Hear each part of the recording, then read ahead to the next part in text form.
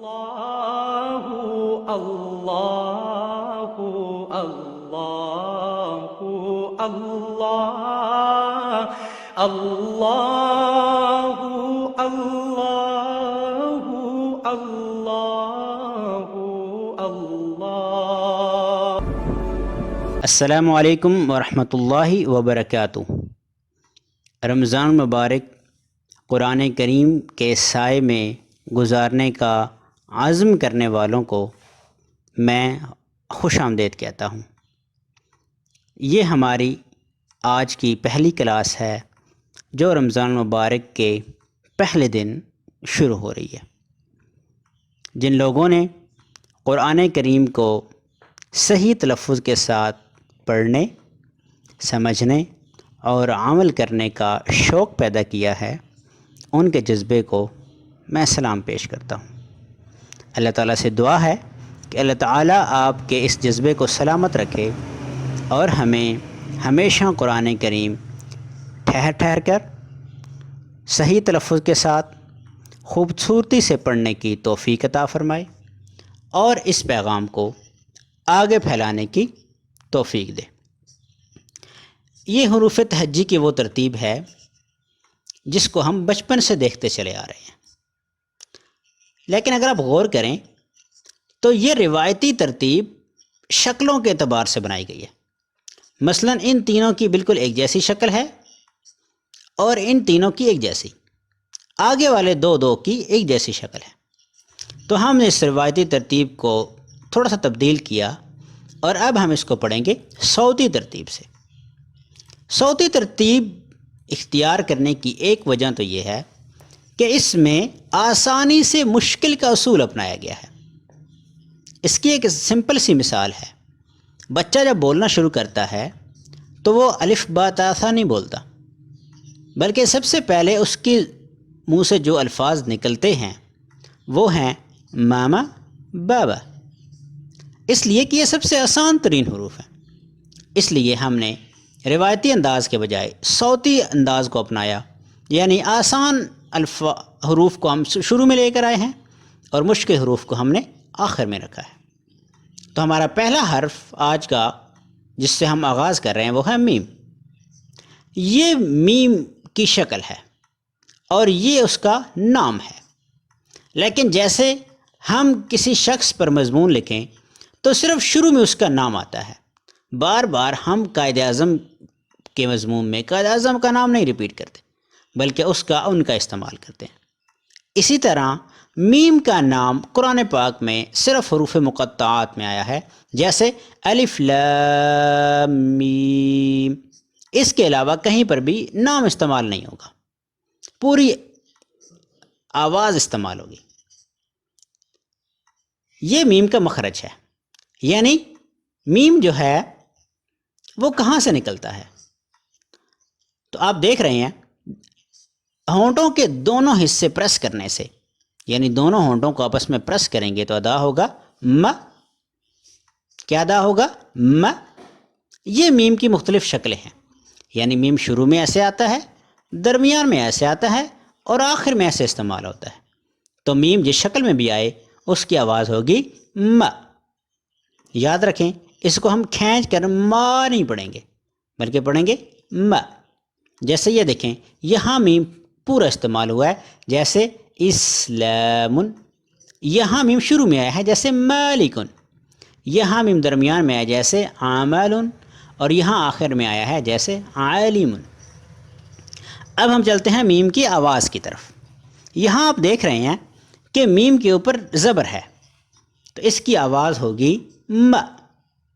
اس کو ہم کھینچ کر نہیں پڑھیں گے، کسی حرف پر زبر زیر یا پیش آئے تو ہم اس کو ما نہیں پڑھتے، کھینچ کر نہیں پڑھتے بلکہ اس کی اپنی آواز میں پڑھتے ہیں م۔ اسی طرح جب میم کے نیچے زیر آئے تو اس کو ہم پڑھتے ہیں می۔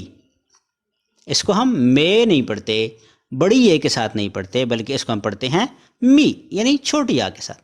بڑی آ کا استعمال قرآن کریم میں نہایت کم ہے، نہ ہونے کے برابر ہے۔ اسی طرح جب میم کے اوپر پیش آئے تو اس کی آواز ہوتی ہے مو۔ اب اس کی آپ نے اچھی طرح پریکٹس کرنی ہے، م، می، مو، م، می، مو، اور اس میں صرف آپ کے ہونٹ ہلنے چاہیے، یعنی ہونٹ پریس ہونے چاہیے۔ اب آتے ہیں اگلی آواز کی طرف۔ جب میم کے اوپر دو زبر آئے تو اس کی آواز ہوتی ہے من، اس کی آواز کیا ہوتی ہے؟ من۔ اسی طرح جب میم کے نیچے دو زیریں آتی ہیں تو اس کی آواز ہوتی ہے من۔ اسی طرح جب میم کے اوپر دو پیشیں آتی ہیں تو اس کی آواز ہوتی ہے من۔ اس کی بھی ہم تھوڑی سی پریکٹس کریں گے، من، من، من۔ ایک دفعہ دوبارہ پڑھتے ہیں، من، من، من۔ آگے چلتے ہیں، جب میم پر جزم آئے تو اس کی آواز ہوتی ہے ام۔ میم سے پہلے زبر ہو تو اس کی آواز ہوتی ہے ام۔ اسی طرح جب میم پر جزم ہو یعنی میم ساکن ہو اور اس سے پہلے زیر ہو تو اس کی آواز ہوگی ام، اور میم ساکن سے پہلے پیش آ جائے تو اس کی آواز ہوگی ام۔ اس کی بھی پریکٹس کرتے ہیں، ام، ام، ام۔ آپ میرے ساتھ مل کر پڑھیں گے، ام، ام، ام۔ اسی طرح جب میم پر شد آئے تو اس کی آواز ریپیٹ ہوگی، یعنی میم کی آواز دو دفعہ آئے گی، جیسے ام، ام۔ اسی طرح جب میم پر شد ہو اور اس کے نیچے زیر ہو تو اس کو ہم پڑھیں گے امی، امی۔ تھوڑی سی آواز یہاں پر ناک میں جا رہی ہے۔ جب میم پر شد ہو اور اس کے اوپر پیش ہو تو اس کو ہم پڑھیں گے امو، اس کو ہم کیا پڑھیں گے؟ امو۔ اس کی ہم تھوڑی سی دوبارہ پریکٹس کرتے ہیں، میرے ساتھ مل کر پڑھیے، ام، امی، امو۔ تو یہ آج کا ہمارا سبق تھا حرف میم کا۔ آپ کم از کم 10 سے 15 مرتبہ ان تمام حروف کو دہرائیں گے، ان کی پریکٹس کریں گے تو انشاءاللہ آپ کا یہ حرف بالکل صحیح ادا ہوگا۔ آئیے چلتے ہیں آج کی حدیث کی طرف۔ حدیث نبوی صلی اللہ علیہ وسلم کا مفہوم ہے، جس کا آج اس کے گزشتہ کل سے بہتر نہیں گزرا وہ خسارے میں ہے۔ یعنی جیسے ہم کوئی کاروبار شروع کرتے ہیں تو پہلے دن ہمیں منافع کم آتا ہے، لیکن ہر آنے والے دن اس کا منافع بڑھتا ہے، اور اگر اس کا منافع کم ہونا شروع ہو جائے تو اس کا مطلب ہے کہ وہ کاروبار خسارے میں جا رہا ہے۔ تو اسی طرح ہمارے زندگی کا ہر دن پہلے والے دن سے بہتر ہونا چاہیے۔ رمضان مبارک شروع ہو چکا ہے، کیا آپ نے اس رمضان کو بہتر سے بہترین بنانے کا کوئی شیڈیول ترتیب دیا ہے؟ یعنی آپ اس رمضان مبارک کے شب و روز کیسے گزاریں گے؟ یہ آپ کے سامنے ایک شیڈول موجود ہے، آپ بھی اسے دیکھ کر اپنا شیڈول ترتیب دیں۔ مثلا فرض کریں کہ آپ صبح 2:30 بجے بیدار ہوں گے اور 3 بجے آپ تہجد ادا کریں گے، 3:30 بجے آپ سحری نوش فرمائیں گے، سحری کھانے کرنے کے بعد 4 بجے سے لے کر 4:15 تک تقریباً نماز فجر ہوگی۔ خواتین اذان کی آواز سنتے ہی نماز کا اہتمام فرمائیں، اور مرد حضرات باجماعت مسجد میں نماز ادا کریں۔ فجر پڑھنے کے بعد آپ کوشش کریں کہ تسبیحات اور اذکار مسنونہ یا صبح کی دعائیں آپ پڑھیں 4:45 تک۔ 5:15 بجے تک آپ کوشش کریں کہ تلاوت مع ترجمہ اور تشریح، یعنی عام 1 سپارہ 2 سپارے روز تلاوت کی جا سکتے ہیں، لیکن اگر آپ ترجمہ اور تشریح کے ساتھ پڑھیں گے تو انشاءاللہ آپ بہت اچھے انداز میں قرآن کریم کو سمجھ پائیں گے۔ 5:45 پر آپ اشراق کا اہتمام کیجئے، یا جب بھی اشراق کا وقت شروع ہو اپنے وقت کے مطابق تو ان کو اشراق کے 4 نفل یا 8 نفل ضرور پڑھیں۔ یہاں میں نے اشراق کا ذکر اس لیے کیا کہ حدیث میں آتا ہے، جو شخص فجر کی نماز پڑھ کر اپنی جگہ بیٹھا رہے، تلاوت اور تسبیحات اللہ کا ذکر کرے اور اشراق کی نماز پڑھ کر اٹھے تو اسے ایک مقبول حج اور عمرے کا ثواب ملتا ہے۔ تو رمضان میں اس کا اجر 70 گنا بڑھ جاتا ہے۔ 5:45 سے 6 بجے تک اشراق پڑھنے کے بعد 6 سے 10 تک آپ کے پاس 4 گھنٹے آرام کے لیے یا ضروری کام کے لیے۔ 10 بجے آپ ہمارا یہ ناظرہ قرآن کورس سنیں، 15 منٹ اس کی پریکٹس کریں، اور 10:30 سے 1:30 بجے تک 3 گھنٹے آپ کے پاس گھر کے کام کرنے کے لیے۔ ظہر سے لے کر 4 بجے تک، یعنی 2 بجے سے لے کر 4 بجے تک آپ مطالعہ کریں یا کوئی ضروری کام کریں۔ 4 بجے ہماری فہم القرآن کلاس ہوتی ہے، اس کو آپ ضرور سنیں، اس کی 15 منٹ پریکٹس کریں اور 15 منٹ گزشتہ اسباق کی دہرائی کریں۔ 5 بجے آپ نماز عصر کی تیاری کریں اور باجماعت تمام نمازیں ادا کریں۔ عصر کے بعد آپ آج پڑھی جانے والی تراویح کا خلاصہ سنیں، یا گھر میں کوئی خلاصہ تراویح پڑھا ہے تو اس کو پڑھیں۔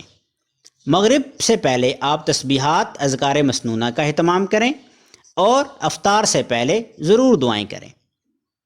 مغرب کی نماز پڑھنے کے بعد آپ کچھ دیر اوابین کے 6 نوافل پڑھیں۔ مغرب سے عشاء تک آپ کوشش کریں کہ بچوں، بڑوں، خواتین سب کے لیے آداب زندگی سکھانے کا اہتمام کریں۔ عشاء کی نماز آپ باجماعت اور تراویح کی نماز ادا کریں، اور رات سونے سے 10 منٹ پہلے آپ کوشش کریں کہ آپ جائزہ لیں آج کا دن آپ کا کیسے گزرا، اور پھر آپ کل کی پلاننگ کریں کہ کل کا دن آپ کیسے گزاریں گے۔ آپ کا ہر آنے والا دن پہلے والے دن سے بہتر ہونا چاہیے۔ اللہ تعالیٰ سے دعا ہے کہ جو کچھ ہم نے سنا اللہ تعالیٰ اس پر عمل کرنے کی توفیق عطا فرمائے۔ کل صبح اسی سلسلے کی انشاءاللہ دوسری کلاس ہوگی، اور شام کو 4 بجے فہم القرآن کی کلاس ہوگی۔ خود بھی شریک ہوں، دوست آپ کو بھی شریک کروائیں۔ سبحانک اللہم، سبحان اللہ و بحمدہ، سبحانک اللہم و بحمدک، نشہد ان لا الہ الا انت، نستغفرک و نتوب الیک۔ والسلام علیکم ورحمۃ اللہ وبرکاتہ۔